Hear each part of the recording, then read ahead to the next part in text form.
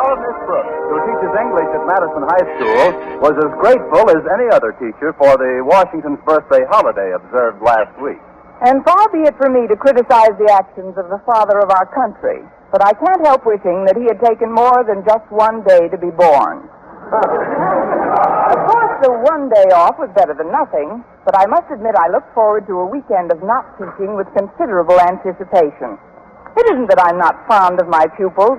I think they're a wonderful horde of kids.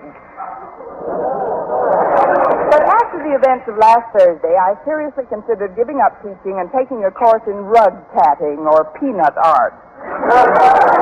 It started Thursday after school. Mr. Boynton, the usually bashful biologist, displayed a surprisingly different attitude when I entered his laboratory. Hello, Mr. Boynton. Oh, hello, Miss Brooks. I was just going to come down to your room. Oh, then I'll get back there right away. I wouldn't want to miss you. Well, I guess what I have to say can be said here, all right. Although I can't help wishing the surroundings were different. Different? Yes, Miss Brooks, more romantic. Romantic? Mm-hmm. I know I haven't been the most aggressive chap in the world, but I do think of other things besides my biological experiments. Things that are, well, more personal. Personal? Yes. Things that a man thinks about a woman sometimes, whether she's a fellow teacher or not. Or not? Let's move my needle a notch to the right. Mr. Boynton, what is it you're trying to tell me I like to think? Well, it's just that, like I said before, I wish the surroundings were different. I wish we were in a blue lagoon somewhere with a soft breeze blowing through your hair and... Oh, but we're not. I can take care of that, Mr. Boynton.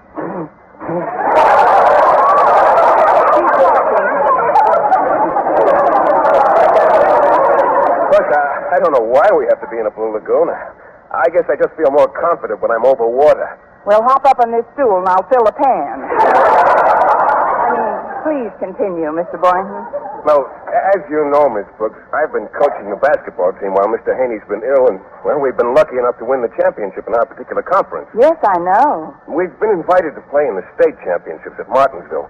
The entire squad leaves this evening. We won't be back until next week. I just want you to know that, well... Yes, Mr. Boynton? It's terribly important that we win the championship.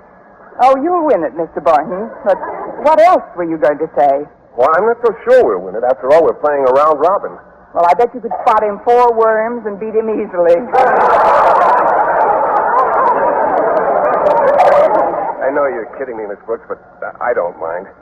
You know, now that I'm leaving town, I've come to realize certain things about our relationship. At last, formal recognition that we have a relationship. Well, without getting too basic too quickly, I'd like to state that in the past, whenever the situation seems auspicious for declaring certain emotional reactions I've felt, upon finding myself in close proximity to you, that is, some outward manifestation seems to... Pardon me, Mr. Boynton. Couldn't you get a little more basic more quickly? Well, what I'm trying to say, Miss Brooks, is that there always seems to be some sort of interruption when I want to talk to you about certain things. What kind of interruption? I see what you mean. Come in. Well, Boynton, as principal of Madison High, Oh, I thought you were alone. We were for a minute. That is, I was just saying goodbye to Mr. Boynton, Mr. Conklin. I see, Miss Brooks. And have you finished saying goodbye? No, Mr. Conklin, we haven't. This boy's been taking brave shots. What I mean to say, sir, is that we can finish talking after you've spoken to me. Very well. I simply dropped in to wish you good luck with the team, Mr. Boynton. Remember, by winning the championship cup, you not only honor yourself and the athletes involved, but you bring further glory to the already hallowed name of Madison High. Glory and prestige, fame and honor. How much have you bet on the game, Mr. Conklin? Just a spin. I was... No! You know I never bet. Just that we must get that cup. So don't worry, Mr. Conklin. We've got the high-scoring forward of the conference on our team, you know. I see. And how's this boy's condition? Tip-top, I trust? Well, he's 6'5" tall, so his top would be hard to tip.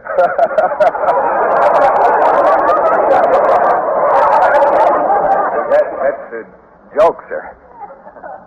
Thank you. By the way, Miss Brooks, is this the boy we transferred from Miss Enright's English class to yours? Yes, sir. Well, tell me, how's his state of mind? What there is of it is quite happy. Well, I know he's not a brilliant student, but now that he's in your class, Miss Brooks, I'm sure he'll improve. From what I hear, the boy's an all-round athlete. I want him eligible for other sports during the coming term. Well, I'll do whatever I can, Mr. Conklin. Of course, it's difficult to give a test without any questions in it, but we'll get him through all right, Mr. Conklin. Good, good. Well, I'll be running along now. Best of luck, Boynton. Bring back that cup. Let's see now. Where were we? Oh, I know. You were telling me something personal. Well, I wouldn't like to repeat myself, Miss Brooks. Do you remember what it was I said last? Oh, how could I possibly remember what you said minutes ago? It was just something about you'd like to state that in the past, whenever the situation seemed auspicious for declaring certain emotional reactions you felt upon finding yourself in close proximity to me, that is, some outward manifestation seemed... That's right. And then you said, couldn't we get a little more basic more quickly? Right. Then you said there always seems to be some sort of interruption when you want to talk to me about certain things. And then you said, what kind of interruption? And then I wrote, whoever it is, get lost. Come in. Hiya, Coach. Oh, hello, Miss Brooks. Hello, Walter. How are you? Fine and dandy. Good. Bye-bye, Walter. I just wanted to remind Mr. Boynton about the big doings tonight. That there's going to be a torchlight parade and a snake dance. You'll be there, won't you, Miss Brooks? Yes, Walter, if I can find a snake in time. Yeah. Oh, before I go, Miss Brooks, have you seen Stretch around anywhere? Oh, no, not for the past few hours. Well, if he shows up, please send him into the gym, will you? I want to give him exact directions so he won't get lost on his way to the bus station. Knowing Stretch, he can get lost after he's got the directions. But we'll send him in to you if he shows up here. Thank you, and good day, Walter Denton. Thank you, Miss Brooks. And may I suggest that you speed Mr. Boynton on his way with a salutation befitting the mentor of a sterling aggregation such as the Madison basketball team? Walter. Go on, Coach.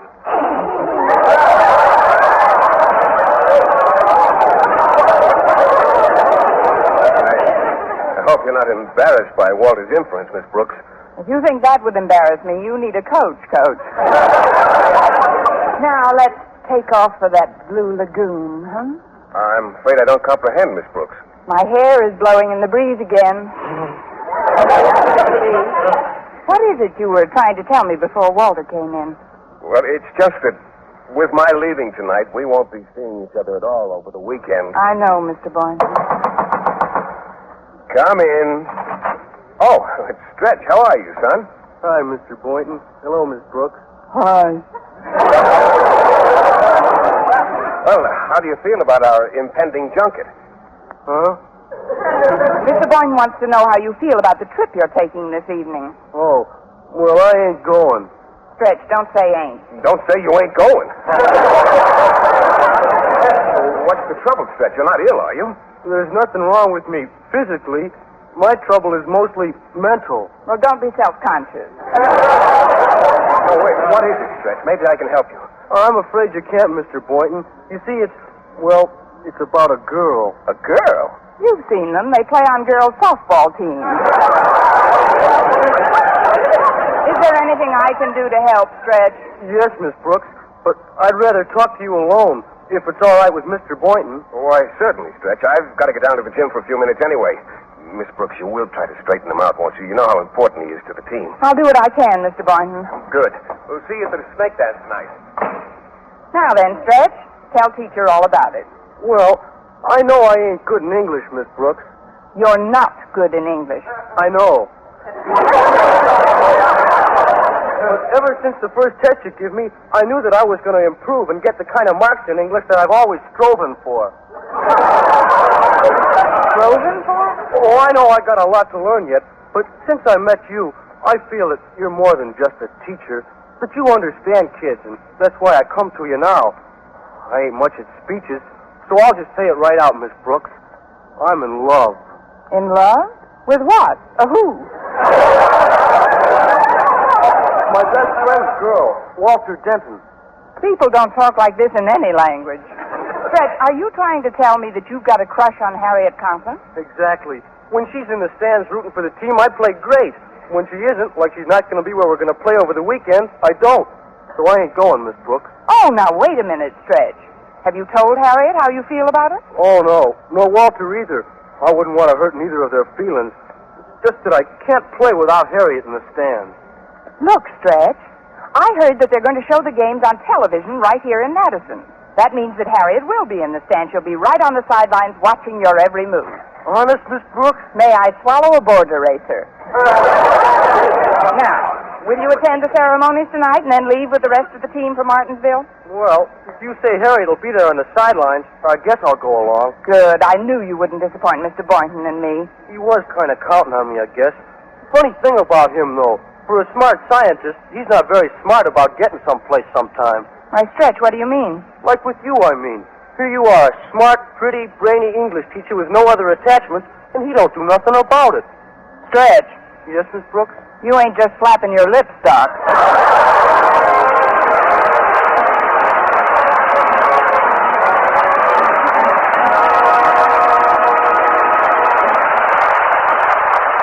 Our Miss Brooks, starring Eve Arden, will continue in just a moment. But first, If instead of feeling sorry for herself, Cinderella only had the good sense to listen to House Party every Monday through Friday over most of these stations, she could have had a fine time even when she was home sweeping the hearth. All that fun would have helped her household chores get done faster. And it wouldn't have hurt her one bit if she went off to that fancy dress ball with a smile either. The wonderful thing about House Party is that you can enjoy it 5 days a week. It's good to hear whether you're working, resting, or out driving the car. And if you're attending a fancy dress ball at night or just spending a quiet evening at home, you'll find the high spirits that House Party gives rise to will carry right over to the evening ahead.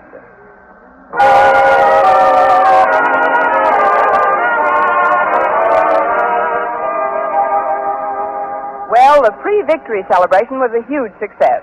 A 1-hour snake dance and the 6-mile torch parade came off promptly at 8 o'clock.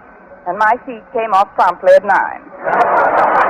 After seeing the basketball squad off for the bus depot, I immediately limped home for a nice, warm bath. Mrs. Davis, my landlady, was sitting in the living room when I opened the door. Good evening, Connie. How was the snake dance? Very snaky, thanks. Did you bid Mr. Boynton a fond goodbye, Connie? Yes, Mrs. Davis. What did he say? Goodbye. Oh, that man. When is he going to open his eyes and see that? I think they're opening a little bit, Mrs. Davis. This afternoon in the laboratory, he really started to make a noise like an interested party. Oh, what happened? Nothing. I got all involved with the trials and tribulations of a star basketball player and his unrequited romance. But the weekend is upon us, and I won't have to play Dorothy Dix for a few days anyway. What are you going to do tonight, Connie? I have some very elaborate plans, Mrs. Davis. Tonight I'm going to have myself a schoolteacher's B&B. Benedictine and brandy? No, bath and bed. If you'll excuse me now, I'll drag my carcass into the bathroom and run a tub. Oh, you don't have to do that, Connie. I've already let the water in. I was going to bathe Minerva tonight. The cat? But cats aren't supposed to get baths, are they? Oh, Minerva loves it. Besides, I just got to bathe her. Why, are the mice complaining? No, she was walking near the sink this morning and slipped on the tile, poor dear. Fell right into some dough I was mixing for bread. Oh. Then maybe Minerva better use the water that's in the tub. She can wait. You run along, Connie, and take a nice restful... Now, who in the world can that be? Coming! Stretch, what are you doing here? Why aren't you at the bus depot? I ain't going. Again? Well, come in for a minute. Thanks, Miss Brooks. This is Mrs. Davis. You remember Stretch. Of course. He's the famous quarterback on our hockey team, isn't he? No, lately he's been playing goalie for our tennis team. Could I talk to you alone, Miss Brooks? Naturally. Mrs. Davis, would you mind making a little tea? Not at all, Connie. I'd like some myself. How about you, Stretch? Nice glass of milk? No, thanks, Mrs. Davis. Well, I'll bring some anyway. Nothing like milk for a growing boy. I guess you're pretty disappointed in me, Miss Brooks. But Say, what's that? What's what? Right behind Mrs. Davis. There's a cake walking into the kitchen. Oh, relax, Fred. I see it, too. That's just our cat, Minerva. She fell into some dough. Now tell me why you're not with the team. It's Harriet, Miss Brooks. Even though she'll be seeing me play on television, I won't be able to see her. I was afraid you'd figure that out. Look, Stretch, I'll get you a nice picture of Harriet and send it airmail. You'll have it by game time tomorrow night. How's that? Gee, I don't know, Miss Brooks. I would like to have a picture of Harriet, but I wouldn't want anybody to know that Walter's my best friend. I know, Stretch. You wouldn't want to hurt Walter or Harriet or either of their feelings. Believe me, I'll get the picture without anyone knowing for whom it's intended. I hate to be such a problem to you, but, well, I never mixed much with other kids outside of athletics, I mean. And I think my name has something to do with it. Your name? You see, my real name is Fabian Snodgrass. Just when I was little and kids kidded me about it, I got sensitive. I see. Stretch, do you have any brothers or sisters? Sure, 2 sisters and 1 brother. And do they have peculiar names, too? Oh, no. They all got perfectly normal names. It's like the other day when I was talking to my sister. Rapunzel, I said.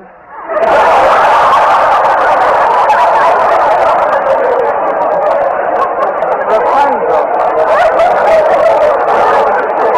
Well, that does it. I'll go into your case more thoroughly when you get back from this trip, Stretch, but right now you've got to rejoin the team. Come along. You won't forget to send a picture, Miss Brooks. I won't forget, Stretch. Lots of luck and goodbye again. Rapunzel Snodgrass. Now, there's a family for you. Oh, well, now for that bath. I better see if the water's still warm. Oh, it's pretty cold. I better let it out and run a fresh one. Come and get your tea, Connie. I'll be right there, Mrs. Davis. I'm afraid Minerva's water got a little cool. I'm running another tub for myself. Very well, dear. Where did Stretch go? Back to the bus depot. Wait till I close this door. The poor kid, he's hopelessly in love. Yes, I overheard.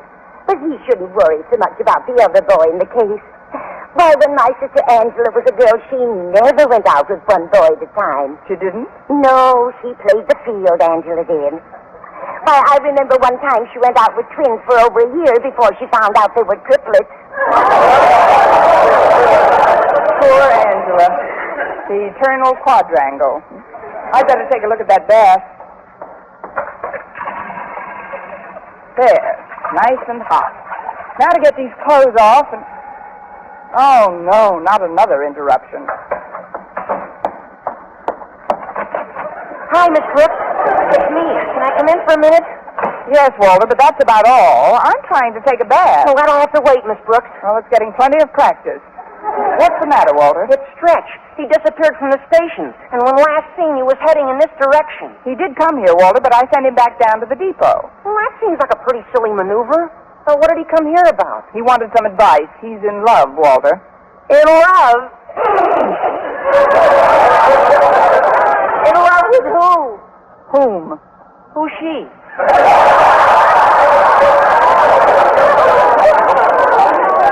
He's in love with somebody that doesn't love him, a girl who goes with another fellow. Now, what kind of a girl would go with a fellow when she could go with a star basketball player like Stretch? I can't divulge the details, Walter, but Stretch was miserable about the situation. But he's not supposed to be miserable. This is a crucial time. If he likes a girl, she should go with him and brush off this other jerk. Careful, Walter. You may hate yourself for this. Look, I've smoothed his feathers and sent him back to play the game of his life. Now, you get back to the depot and don't say a word about what I told you. Well, all right, Miss Brooks. But I wish I could get a peek at the guy that's got Stretch's girl buffaloed. You may never see him till you start shaving. Goodbye to you again, Walter Denton. Oh, let's see how this water feels now. It could be warmer. I'll let a little out and refill it. Singing in the bathtub, la-da-da-da-da, singing in the bathtub. Now we'll just put the plug back in, run some more water. I always thought that teaching was my only profession, but bathing can be quite a career, too. There, that ought to be just right. Singing in the bathtub, nothing can go wrong. Singing in the bathtub, oh, I should live so long. Come in, whoever you are. Oh, it's Mr. Boynton. Oh, I'm sorry to bother you, Miss Brooks, but Walter Denton's disappeared from the bus depot. Have you seen him? Of course I've seen him. Won't you come inside, Mr. Boynton? I haven't time, Miss Brooks. You say you saw Walter. Where is he now? On the way back to the bus depot. Oh, good. Stretch got down there before I left, and when he found Walter gone, he was quite upset. Now everything will be all right. Sorry to have troubled you, Miss Brooks. See you next week. Goodbye. Goodbye, you greyhound Lochinvar. Well, at least there's nothing to stop me from taking that bath now. I couldn't have gotten cool in that short space of time. Let's see. Now it's exactly the right temperature. I don't have to let out a drop. Wrong again. Oh, no, it's not you again, Stretch. I'm a monster. What do you want from me, an affidavit? What's wrong this time? When Walter came back to the depot, I took one look at him, and then I knew. Knew what? I couldn't go to Martinsville without his girl, Harriet. I just can't play unless she's really in the stands. All right, Stretch, I'll do my best. Go back down to the depot and wait for me. What are you going to do, Miss Brooks? I'm going to slip on a straitjacket and run over to the Conklins.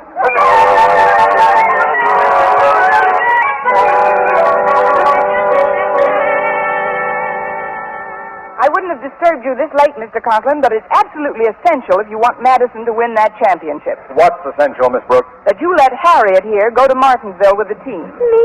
Go with the team tonight? But of course it's Walter. He needs me. Stop squealing, girl. But don't you see, Daddy? Walter's the manager of the team, and he needs me by his side. I hardly dared to hope for it, but now I know. Walter's my life, my future, my all. Walter isn't the one who requested that you come along, Harriet. It was Stretch. Stretch? But he's the best athlete at Madison. I'll rush to his side at once. What about Walter? Who needs Walter? Send us the bus, please, Miss Brooks. Not so fast, young lady. What's this all about, Miss Brooks? Well, it's Stretch, Mr. Conklin. He's got a crush on Harriet. And if she'll just be in the stands and root for him, he says Madison is bound to win. There's really no harm in it. No harm in it, but Martinsville is 400 miles away. The basketball team is composed entirely of boys. Boys and Mr. Boynton. Who'd chaperone my daughter? Who else but Miss Brooks? Come on, Miss Brooks, pack a bag and we'll have to... Oh, just a minute, Harriet. I can't... Oh, of course you can. It's your idea, isn't it? Now go on home and get... Wait a minute. With Mr. Boynton coaching the team, you'll need a chaperone yourself. Then why don't you come along, Daddy? What? Me? The principal of the school leave Madison for a weekend? To watch our basketball team play a round robin with the best teams in the state? Tell your mother we're leaving at once. Oh, just one thing, Mr. Conklin. Yes? Do you think they have a bathtub in Martinsville?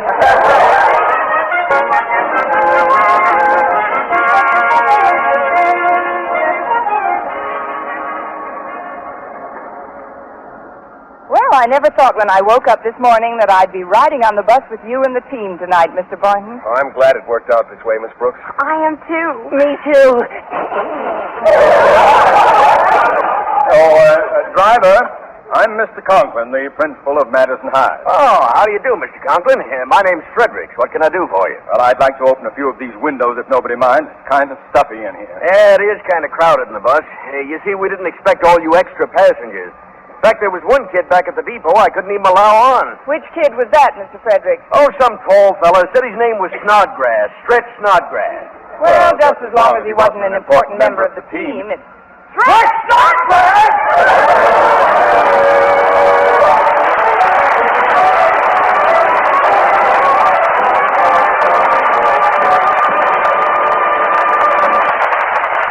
Eve Arden as our Miss Brooks returns in just a moment, but first, Give the world a break.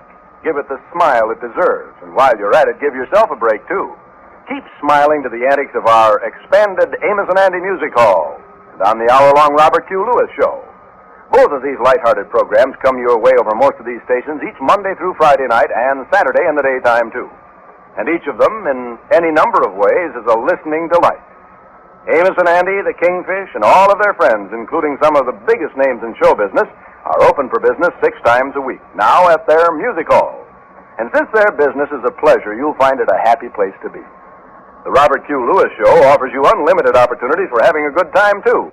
Ray Block and his orchestra to back them up, Judy Johnson and Richard Hayes handle any old or new song hit with ease and distinction. Of course, in his own informal fashion, Robert Q. Lewis keeps the laughs coming with unflagging speed. So tomorrow, or any Monday through Friday night, and on Saturday in the daytime from now on, do your full share of the smiling.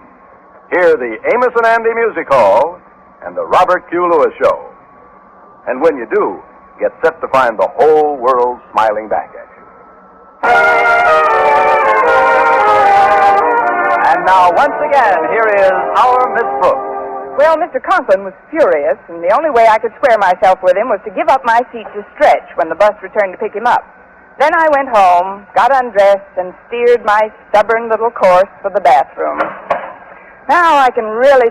Oh, hello, Mrs. Davis. Hello, Connie. I was going to postpone Minerva's bath till tomorrow, but she just couldn't wait any longer. Oh? When did you put her into the tub, Mrs. Davis? Just this minute, Connie. Well, I can't wait any longer either. Move over, Minerva.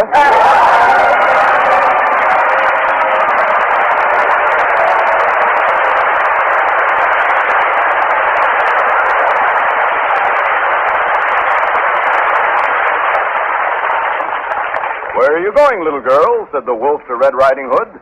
I'll bet you're going to your grandmother's house and that's a basket of goodies you have on your arm. You lose your bet, said Red Riding Hood. In the first place, it's not a basket of goodies, it's my lunch. In the second place, I'm not going to my grandmother's house, I'm staying here. In the third place, I'm not a little girl in the first place, but a full-fledged member of the Ground Observer Corps spotting planes here on this hilltop. Incidentally, spotters are needed for all shifts to help keep Uncle Sam's defense network operating 24 hours a day.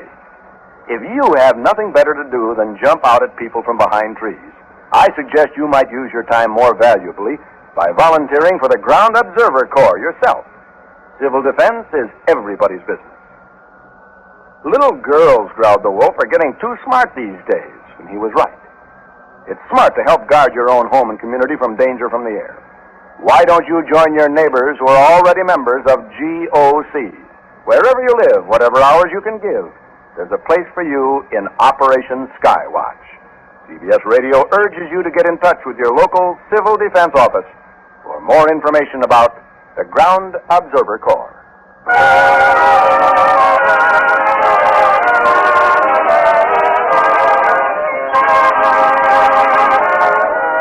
Our Miss Brooks, starring Eve Arden, is produced by Larry Burns, written and directed by Al Lewis with music by Wilbur Hatch.